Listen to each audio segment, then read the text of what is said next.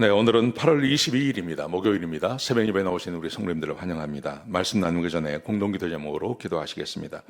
배옥준 집사의 뇌졸중을 치료해 주십시오. 언어가 회복되고 오른쪽 팔다리에 힘이 생겨나도록 해 주십시오.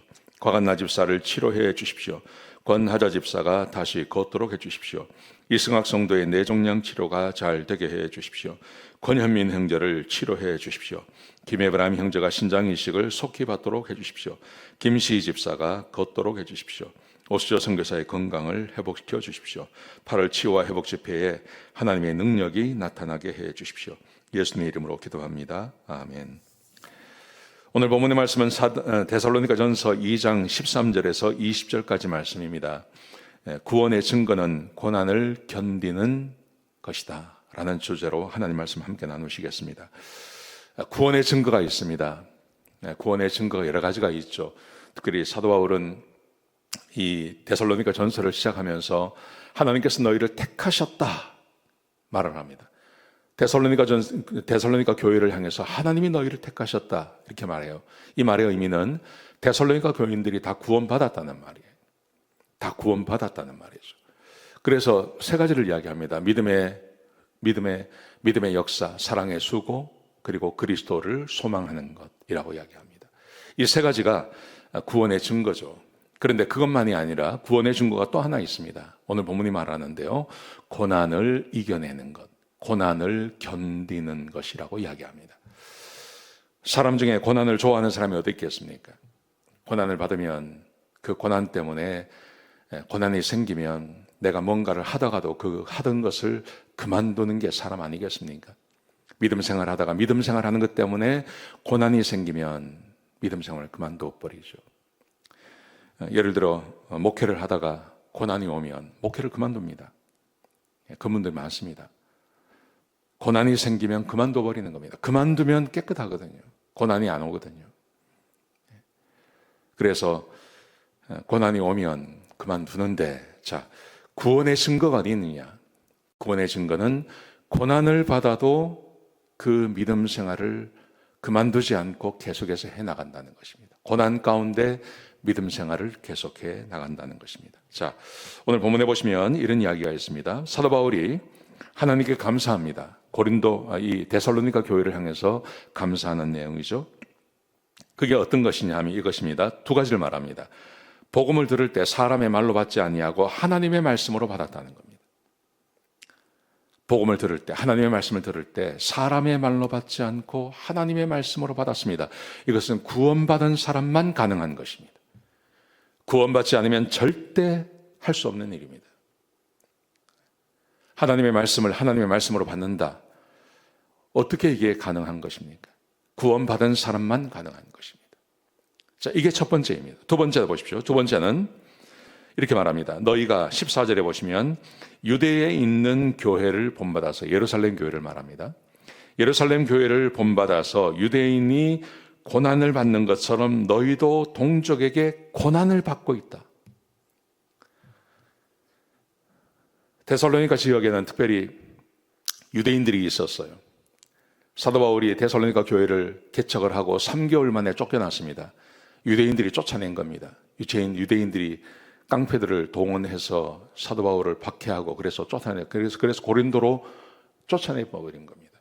그런데 그 교회가 남아있는데 리더가 없어졌습니다. 그런데 그 교회가 남아있는 교회가 여전히 박해를 받으면서도 고난 가운데 교회를 떠나지 아니하고 믿음을 떠나지 아니하고 여전히 믿음을 지키며 교회로 모이고 있다는 거예요.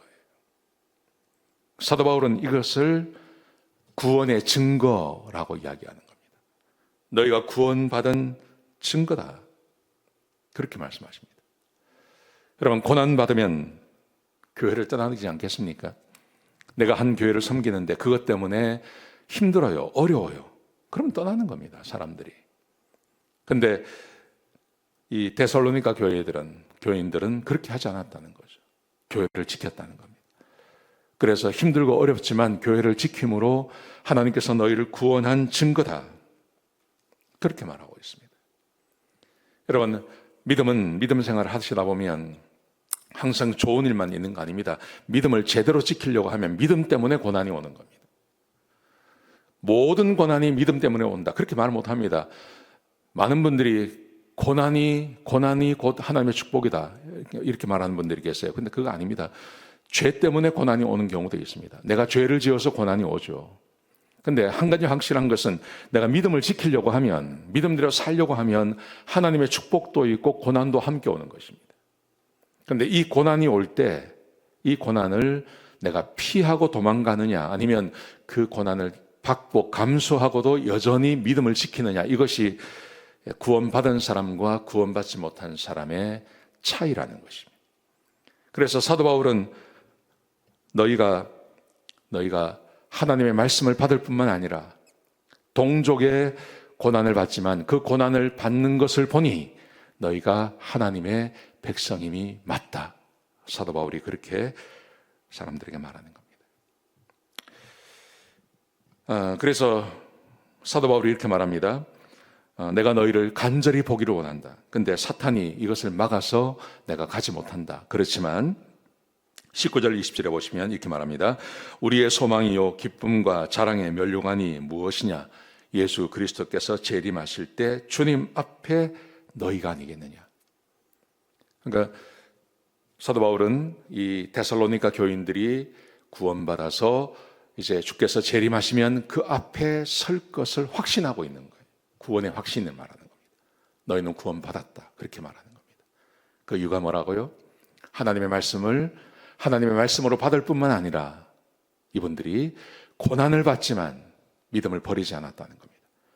그래서 주님이 오실 때 그 주님 앞에 서 있는 너희 이 교회가 나의 소망이고 나의 기쁨이고 자랑의 면류관이다.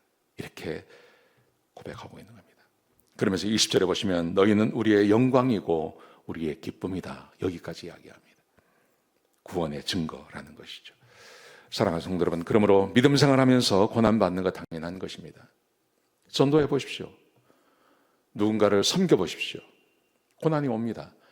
그런데 전도하지 않고 또 섬기지 않고 가만히 있으면 고난은 없습니다. 그런데 전도하고 섬기고 내가 수고하려고 하면 거기에 고난이 오기 마련이죠. 이 말씀 꼭 기억하셨으면 좋겠습니다. 기도하시겠습니다. 아버지 하나님, 귀한 말씀 주시니 감사합니다. 하나님의 말씀을 따라 살게 하시고 주의 말씀을 따라 살게 하시고 그래서 고난을 감내하며 구원의 증거를 갖는 그런 귀한 교우들이 되게 인도하여 주옵소서. 감사합니다. 예수님의 귀하신 이름으로 간절히 기도드렸습니다. 아멘.